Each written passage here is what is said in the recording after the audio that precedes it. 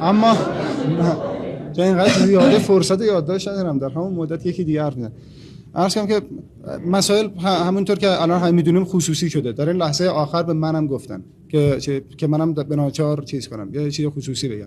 من فکر می‌کنم بیرون میتونم نون بخورم و این اگر کارم ضعیفه اینو بهانه نمی‌کنم و خواهشم می‌کنم که یه کمی چیز نکنیم، بهانه نه. اگر واقعا راجع ضعف کار من یا هر نویسنده‌ای می‌خوایم صحبت بکنیم یا ضعف کار درام نویسی، با این مسائل مثل این که فلانی هم باید نون بخوره، اون به کسی مربوط نیست.